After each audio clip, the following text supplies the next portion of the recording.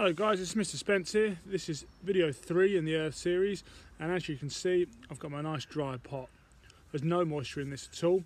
It feels warm to the touch, it's not cold, it's not damp, which is excellent. So that means it's probably ready to be fired today. Okay, I've built a little kiln, a little brick kiln behind us over here that you can see. I'll be giving you a closer look at that in a minute. Then we'll light it and we'll get it firing. Okay guys, so here's our kiln. What I've done is stacked up some heat resistant bricks. I've put a grill inside the mix there as well, and I've got our clay just balancing on top of the grill. And what this should do is let loads of heat build up inside the bottom there, and we should get a nice chimney effect coming through, which can get that pot nice and hot in there. Okay, so we'll see how that goes. This is a bit of a bonus video today. There's no tasks attached to this. The tasks for this week came out with video 1 and 2. Alright, so this is just a video for you to see what's happened, the final step of the process.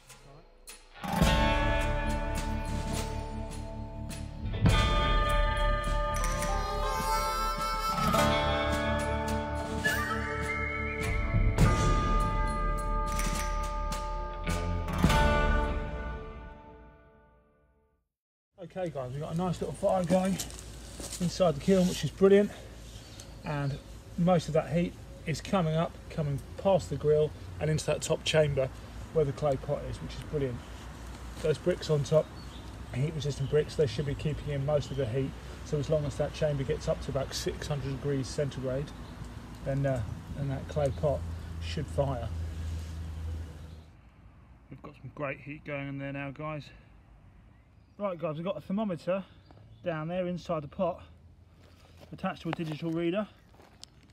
We are at 332 and climbing at the moment, so we need to double the temperature in there. Okay, so we're going to need lots more wood.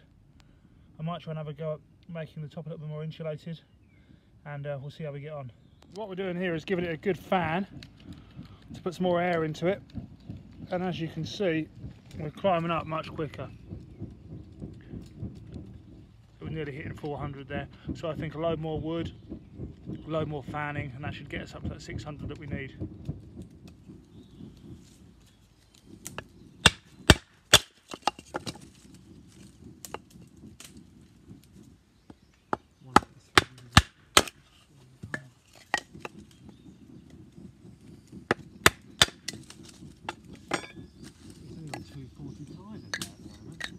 Okay guys, a bit of a modification's been made.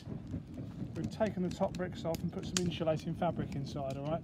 That should keep in a load more of the heat to help us reach those high temperatures. And if you look down, we're already at way over 400, so it's really cruising up. Probably going to do the same to the back as well, just to really keep that heat in, and we'll see how we get on. Right, that's where we're at now guys, about 620, so we're going to hold that there for probably a couple of hours just to let that heat really soak in to get a really good firing on that pot. Okay guys, we've been sat at about 600-700 for about 2 hours now, which is brilliant, and I've just been continuously loading it up with fuel, different types of fuel, and watching the temperature fluctuate. I'm finding out that oak and hardwoods are burning much hotter than softwoods like pine, which is great, it's good to know. So that's all loaded up. I'm going to leave that now for about 2 hours, just let that heat really soak in, and when I come back we should be able to have a look inside and see what's happened to the pot. Brilliant. Okay guys, we are back at the kiln. Everything inside is burnt nicely, so let's see if our pot is still intact and if it's fired or not. Everything's cooled down quite well. The insulation seems like it's still in good condition. There's a little bit of warmth coming out of there, but nothing major. And the pot is warm to the touch, but excellent. That lovely ringing sound suggests to me that that is at least partially fired. There's no cracks, there's some red in parts, which is excellent. It means that some of that clay is fully fired, and it sounds great. Next thing to do is just to wet this up, see if it holds water inside nicely, and we'll go from there. Right guys, our pot has cooled down nicely now. It still sounds great. It's got that lovely ring to it. I'm just going to get it nice and wet and see what it looks like.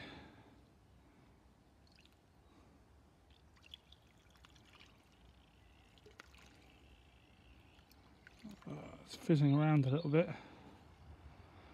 Yeah, so there are some cracks. But as I work it in my hands, nothing is coming off the clay, which means that the clay is no longer soluble in water because it's fired, and that would hold water.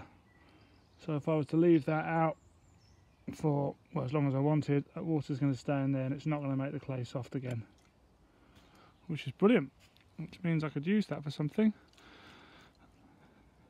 So I'm well pleased with that.